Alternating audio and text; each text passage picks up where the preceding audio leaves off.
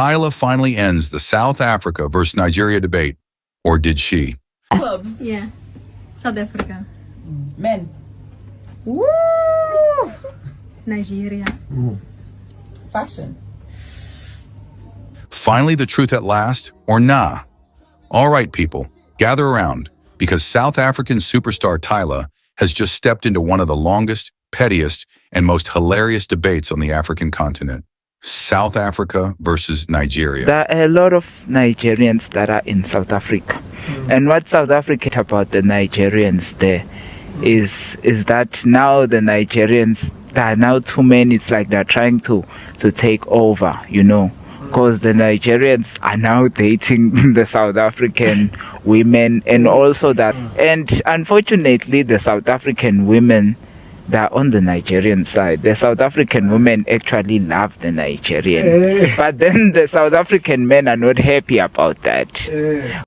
We're talking about a rivalry that goes beyond music. Who has the better food? Who dresses better? Who has the finest men? Even soccer matches between these two feel like Champions League finals.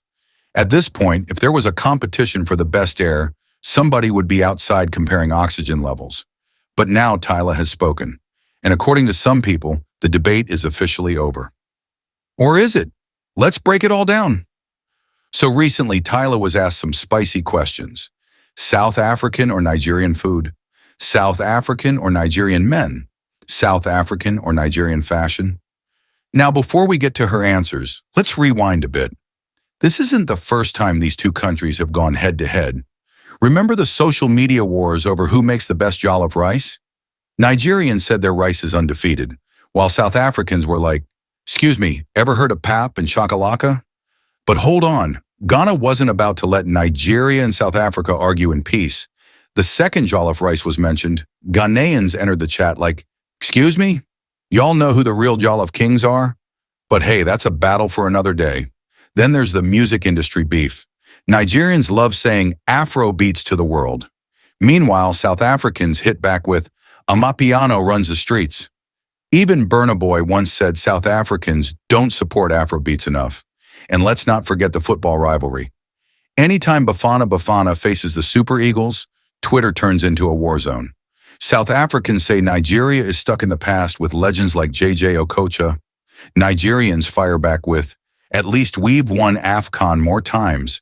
Basically, the battle never ends. Now back to Tyla. What did she actually say? Clubs. Yeah.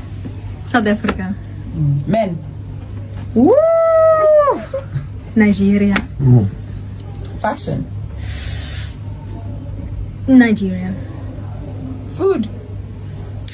Food, South Africa. Music. South Africa. And Nigeria. Both. Jewelry.